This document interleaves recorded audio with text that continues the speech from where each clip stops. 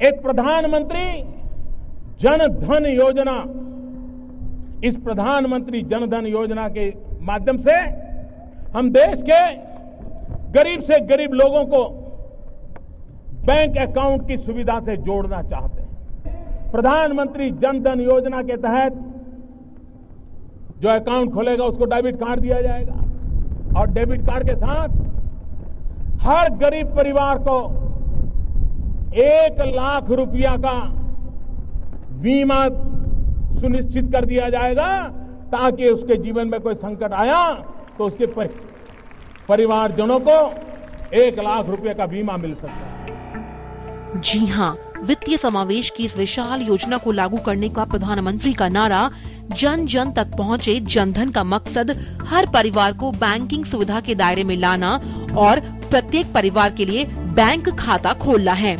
Bank खाता होने से हर परिवार की पहुंच बैंकिंग तथा ऋण सुविधा तक होती है।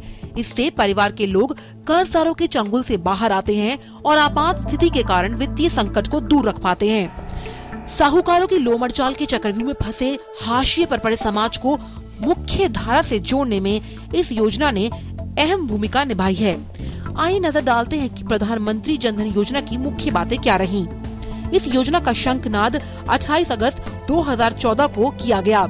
ये 2 चरणों में लागू की गई है। बिजनेस कॉरेस्पॉन्डेंट के माध्यम से बैंकिंग सुविधाएं उपलब्ध करवाना, यहाँ तक कि 1 लाख रुपए के दुर्घटना बीमा कवर सहित रुपए डेबिट कार्ड को भी उपलब्ध कराया जाएगा। 5,000 रुपए तक की ओवरड्राफ्ट की सुविधा भी इस योजना के अंतर्गत आती है। वहीं विभिन्न सरकारी योजनाओं के अधीन प्रत्यक्ष लाभ हस्तांतरण का विस्तार भी इसमें शामिल है। इसका दूसरा चरण 15 अगस्त 2015 से 14 अगस्त 2018 तक होगा, जिसके तहत लोगों को माइक्रो बीमा उपलब्ध कराया जाएगा और बिजनेस कॉरेस्पॉन्डेंट्स के माध्यम से गैर संगठित क्षेत्र पेंशन योजनाएं भी शुरू की जाएंगी। प्रधानमंत्री जनधन योजना को सबसे सफल सरकारी योजना माना गया है, जिसके तहत अब तक 11.50 करोड़ खाते खुल चुके हैं, जिससे करीब 9,188 करोड़ रुपए जमा हुए हैं। सर्वाधिक खाते खुलने की वजह से इस योजना को गिनीज बुक में भी जगह मिली। जितने बैंक खाते खोले गए उनमें से 60% ग्रामीण क्षेत्रों में और 40% शहरी क्षेत्रों में खोले गए हैं। इनमें महिला खाता धारकों की हिस्सेदारी तकरीबन 51% रही। 10 करोड़ से भी ज्यादा लोगों को रुपए कार्ड जारी किए गए। पहले से ही जनधन योजना के लाभ उठाने वालों को दुर्घटना बीमा का लाभ मिल रहा है।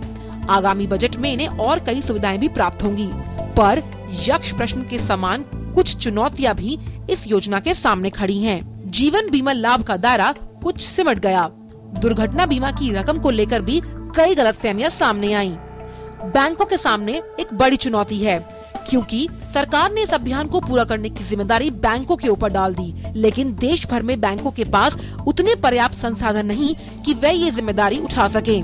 बिजनेस कॉरेस्पॉन्डेंट्स पर भी सवालिया निशान लगता है, क्योंकि ग्रामीण क्षेत्रों में बिजनेस कॉरेस्पॉन्डेंट नियुक्त तो किए गए हैं, लेकिन यह व्यवस्था अभी तक सुचारू रूप से आगे नहीं बढ़ पाई, क्योंकि बिजनेस कॉरेस्पॉन्डेंट्स में पेशेवर रवैये का अभाव है। आने वाला बजट उम्मीदों को नए पंख देने वाला है, जिसका मुख्य उद्देश्य विकास और सुधार है। प्रधानमंत्री की इस महत्वाकांक्षी योजना को इन चुनौतियों से निपटने के लिए वित्त मंत्री के पिटारे से क्या निकलता है, ये कहना अभी दूर की कौड़ी होगी, और इसके लिए अभी हमें इंतजार करना होगा। Aanchal Gulati Gumber, business desk, TT news.